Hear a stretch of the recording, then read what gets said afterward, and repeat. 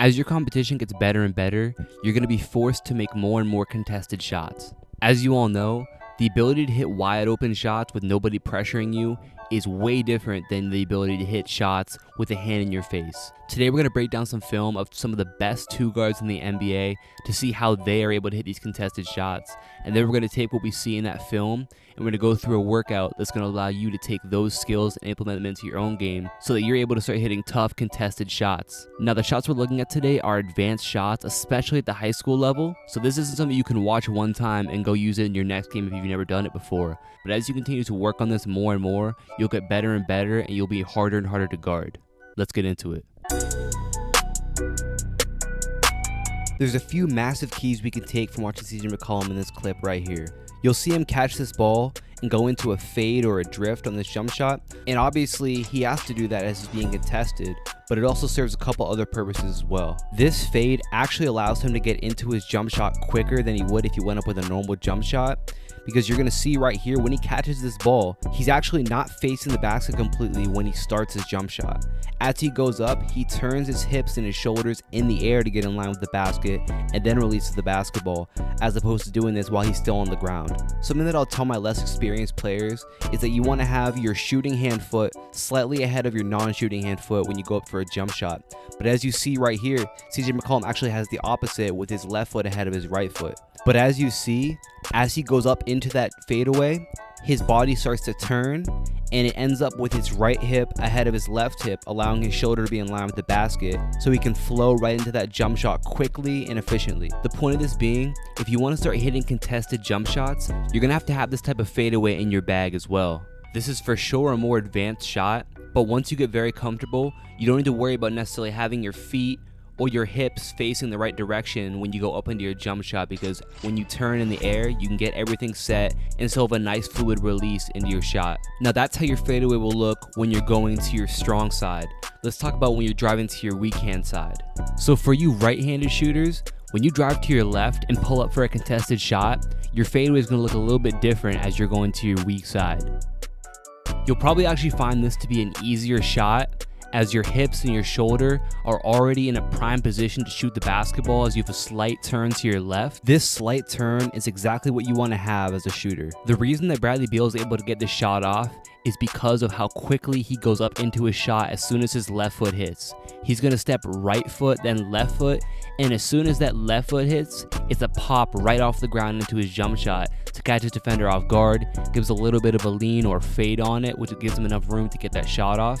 All that stuff together makes this an impossible shot to block. Like I mentioned, this type of shot against defense is a very, very advanced shot to make, especially at a high level against good defense. Right now we're going to get into a workout that's going to go through some of these shots so you can start to master them.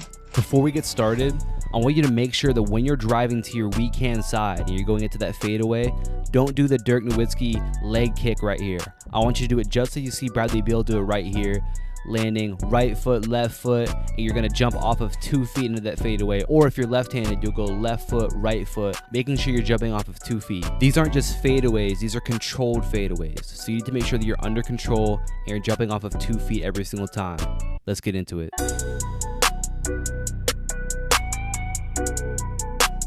We're going to start off with some form shooting to get going. The shots we're shooting today are very difficult to shoot consistently, so you need to make sure that your form, first and foremost, is the consistent part. Without that foundation, your ability to make these more difficult shots is going to be very, very inconsistent. We're going to start off with form shots at that first hash mark. After you make 20, you're going to back up and you're going to go to that second hash mark. You're going to make 20 more. Now you're going to move back a little bit and we're going to go with some paint jump shots. Just to get our jump shot nice and warmed up, we're going to be going with all sorts of different looks from inside the paint. You could do a self-toss, you can go off the dribble, you can go some sort of combo move to yourself. Just working on hitting those jump shots to get ourselves going. Now we're going to start working on these controlled fades close to the basket. So you guys are really going to have to pay attention to the footwork right here. That's a crucial part to this drill. You're going to start in a lunge position with the ball in your left hand and your left foot forward. Then you're going to go 2 pounds with your left hand.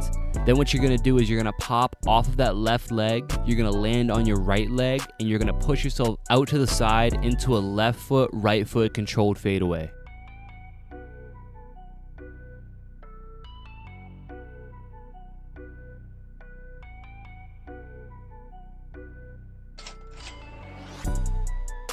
After you finish the reps going that way, you're gonna switch sides and go the opposite way. Again, make sure you guys get this footwork down before you start going full speed. After you finish those, you're gonna move back to that second hash mark and do the same exact thing. Now we're gonna move back to the free throw line and we're gonna shoot these jump shots off of a float dribble. Just again, getting ourselves warmed up, being able to hit different shots off the dribble. Now we're gonna add to that float dribble. We're gonna take one more dribble getting downhill and we're gonna go into a nice soft controlled fade right here. Again, making sure we're jumping off 2 every single time. Now coming off this float dribble, you're gonna go with a quick between the legs into one more dribble, and then you're gonna go into a nice controlled fadeaway right here.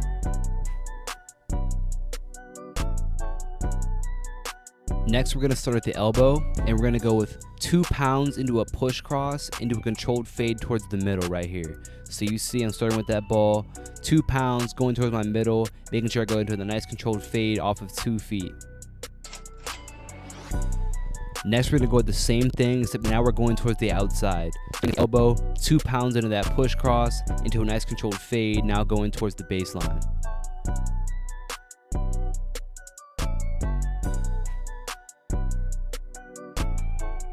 I want all of you guys right now to go to the top link in my description below and get my free elite perimeter score workout, where we're gonna work on the skills that you're gonna need to have if you wanna be an elite scorer on the perimeter. Completely free. Go ahead and click it. I'll send it to you right now.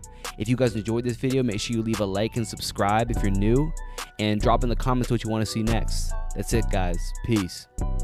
Oh yeah, and by the way, for those of you who've been asking, my elite ball handling program is going to be dropping very, very soon, and it's going to be a massive game changer for a lot of you guys. So be on the lookout for that. Peace.